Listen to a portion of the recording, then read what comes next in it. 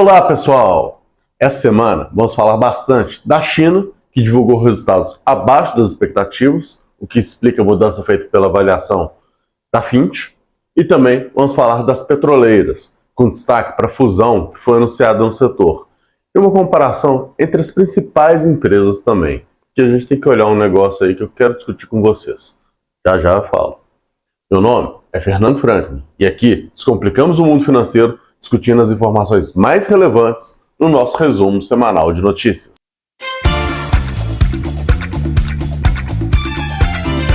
Então vamos lá, começando pelas notícias internacionais. Vamos falar primeiro da China. As exportações da China caíram 7,5% em março, se a gente comparar com o ano passado. A previsão era de alta de 0,1%. Então, isso que é o grande problema. A previsão era bem diferente da realidade. As importações foi uma baixa de 1,9%. A previsão era alta de 1%. Tá vendo como é que está muito distante uma coisa da outra? E o superávit comercial, que ficou aí em 58 bilhões de dólares, a perspectiva era de 64,9 bilhões de dólares, ou seja, quase 65. Então, também uma grande diferença aí. Então, de forma geral, tudo isso aí veio bem abaixo do que o mercado esperava. E aí a gente tem que lembrar da importância da China para a economia mundial. Então, é um sinalizador que mexe, né? Aqui no Brasil, mexe muito com quem? Com a Vale, hein? Tem que pensar sempre nisso. A Fitch, ela então foi lá e reafirmou o rating da China em A+. Positivo essa parte. Porém, né? Sempre tem um porém, ela rebaixou a perspectiva de estável para negativo. Ou seja, quando ela viu que tudo veio abaixo e estava vindo abaixo das expectativas, tudo indo não conforme, então ela começa a ficar com medo de talvez aí ter que rebaixar aí o rating da China, tirar o A+, talvez para A, né? E numa próxima avaliação, em algum próximo momento, isso pode acontecer. Mas vamos aguardar, pode ser revertido, não é o fim do mundo. Isso aí tudo pode reverter conforme for acontecendo as coisas, mas mostra que a China não cresceu conforme estava sendo esperado e que os resultados dela não foram tão positivos quanto esperado. Passando para as notícias nacionais, a pesquisa Focus para 2024, nessa semana, não teve grandes mudanças, né? Quase nada. Então a gente só vai ficar de olho e acompanhando aí, porque é sempre importante a gente acompanhar, a gente fala muito disso, para a gente ver o que o mercado está esperando, principalmente a comparação de uma semana para outra. Porque o número em si vai mudar de acordo com todos os acontecimentos, mas então para saber se realmente vai fechar nisso ou naquilo, vai acabar mudando. Vale mais aí talvez a Selic, principalmente esse ano que ela anda bem estável, está com 9%, já tem bastante tempo aí que ela está travada nos 9%. Porém, essa semana sem grandes alterações. O Ibovespa fechou a semana em queda de 0,67%, a 125.946 pontos, né? Perdemos os 126 mil pontos.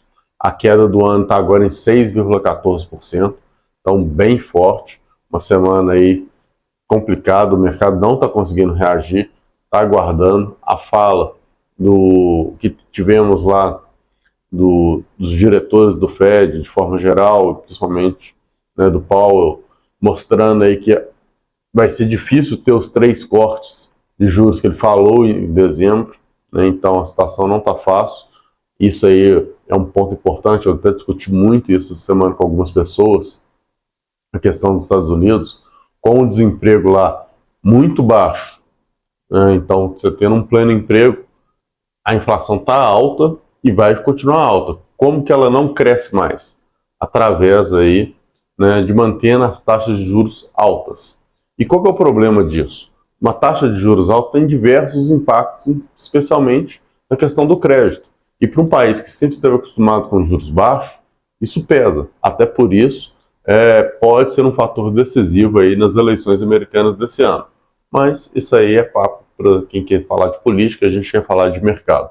Mas é um ponto que pesa para o mercado, sim, pesa para todo mundo. E se não cair os juros lá, a gente pode ter um problema aqui no Brasil. Já falamos disso e vou repetir quantas vezes for necessário que esse é um grande problema. E tem falado muito em relação à questão do desemprego nos Estados Unidos está muito baixo. E isso aí vai pesando aqui para o Brasil. Passando então agora para os fatos relevantes de mercado, vamos falar das petroleiras. Começar aí falando da fusão que a gente foi anunciada, né? A Enauta e a 3R Petróleo. Elas anunciaram uma fusão, e aí com essa fusão sendo aprovada e tudo mais, porque vai ter que aprovar no CAD, por aí vai chegar a uma produção diária de mais de 86 mil barris esse ano. Pô, muito bom, 86 mil barris por dia, muito alto. E ano que vem, em 2025, chegar a 120 mil barris. Sensacional, né? Crescendo muito. Aí a gente tem também a Prio, que anunciou a produção diária dela de 86 mil barris. Opa, pera aí. Juntou Enauta, juntou 3R e chegaram no tamanho da Prio. Opa. Então, elas eram bem pequenas. Aí a gente tem a Petro Recôncavo, que anunciou aí que aumentou as reservas provadas e prováveis dela em apenas 0,64%. É positivo porque aumentou, né? Ainda mais num cenário que às vezes estavam esperando uma queda, mas só 0,64%. E aí, a título de comparação, a produção diária de barris dela é de 25 mil. Ou seja, bem menor que as outras duas. Então a gente está falando aí de uma produção diária de petróleo, que a gente fala, a Enauta 3R está ficando grande, está ficando interessante, né, vai ficar uma grande empresa, mas aí a gente vai trazer aqui também um fato da Petrobras e vou falar um pouquinho, já da produção diária da Petrobras para a gente ter um comparativo. Então a Petrobras, o presidente do conselho de administração dela foi afastado por conta de uma liminar, foi afastado do cargo por conta de uma liminar. Tem coisas políticas envolvidas, tem coisas técnicas envolvidas, não vou entrar aqui no mérito, mas cabe recurso e a Petrobras falou que vai entrar com recurso. Então vamos aguardar, mas é um ponto importante aí.